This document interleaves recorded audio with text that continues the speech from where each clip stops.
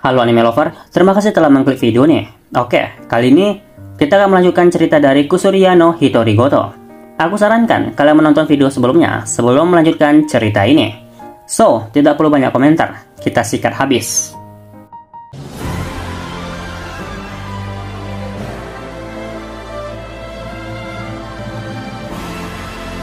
Setelah Jinshi meminta Momo membuat afrodisiak, pada malam itu, di saat Jinshi sedang berjalan menuju kamarnya, selir kelas menengah tiba-tiba menghampirinya dan mengajaknya untuk minum teh di kamarnya.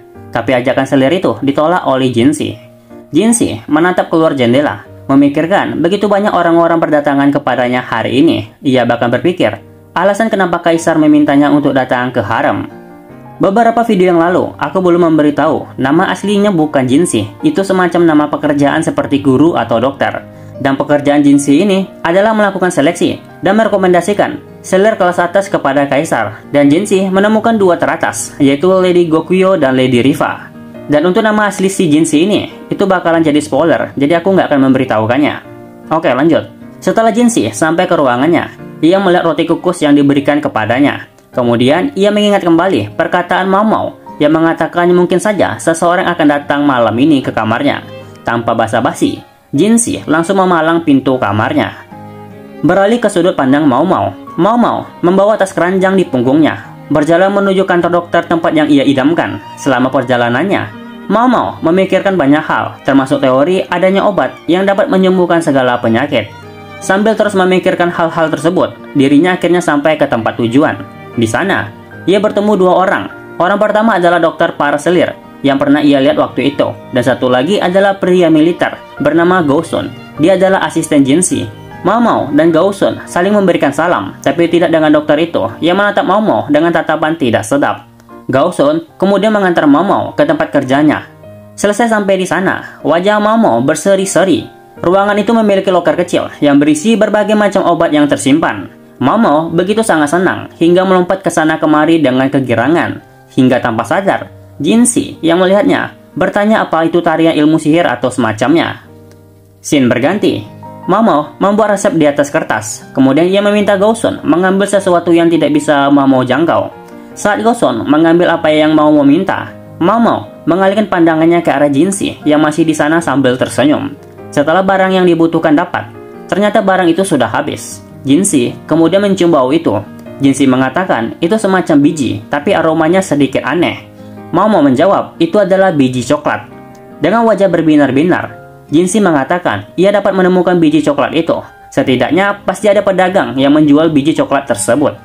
Semua bahan akhirnya didapatkan, tapi dari balik pintu, ketiga pelayan pribadi Lady Gokuyo mengintip Momo diam-diam, dan hal itu membuat kepala pelayan menjadi marah.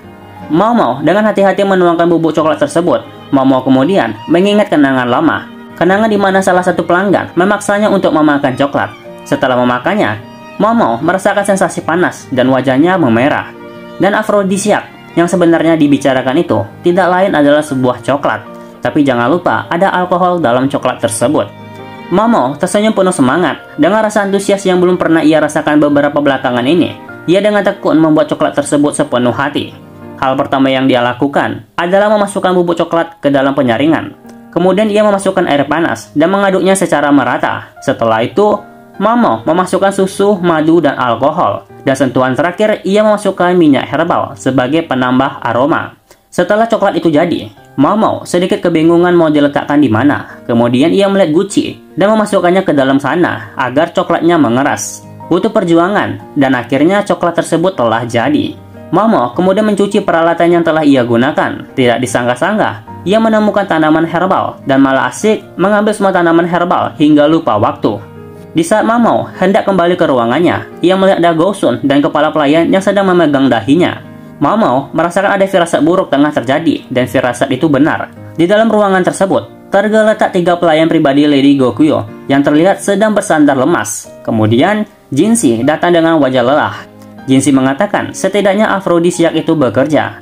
Mendengar perkataan Jinshi, kepala pelayan menjadi murka. Ia kemudian menatap Momo dengan wajah kesal. Momo tidak dapat berkata apa-apa. Kemudian Momo mengangkat salah satu rok pelayan itu. Ia berkata semuanya baik-baik saja. Dan Momo mendapatkan satu pukulan di kepalanya. Momo sadar Ketika pelayan itu habis memakan kue coklat yang baru saja ia buat, kemudian malamnya, Mao Mao, Jinxi, Lady Gokyo, kepala pelayan dan Gosun berada di ruangan yang sama. Mao Mao kemudian mengeluarkan sebungkus butiran coklat. Ia mengatakan butiran coklat itu adalah pesanan Jinxi.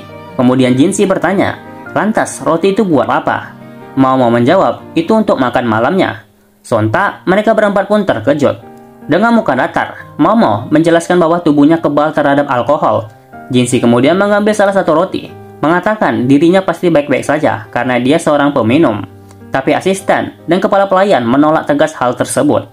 Mao Mao sedikit membayangkan apa yang terjadi bila Jinxi mabuk. Bisa jadi ia tidak hanya dapat memikat para betina, tapi para jantan juga.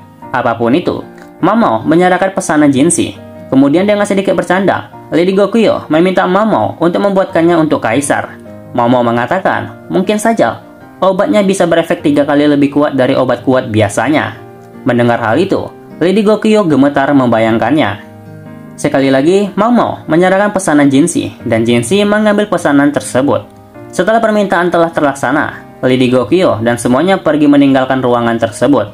Ketika Mao Mao mengambil makan malamnya, Jinxi berdiri di belakangnya, memegang rambut Mao Mao, kemudian mencium leher Mao Mao. Mao Mao seketika berbalik, tapi Jinxi sudah menjauh dan pergi. Mao Mao kemudian melihat ke arah makan malamnya. Satu roti telah hilang. Bukan hanya itu, Mao Mao menyadarinya. Jinxi sebenarnya kebal terhadap efek afrodisiak sama seperti Mao Mao. Bisa dibilang, permintaan itu tidak lain adalah sebuah kejahilan kecil yang dia berikan kepada Mao Mao. Baiklah, itu alur cerita dari chapter ketiga Kusuriya no Hitorigoto yang berjudul Imperial Court Name. Terima kasih telah menonton. Jangan lupa subscribe biar channel ini terus berkembang. Aku Someso. Sampai jumpa.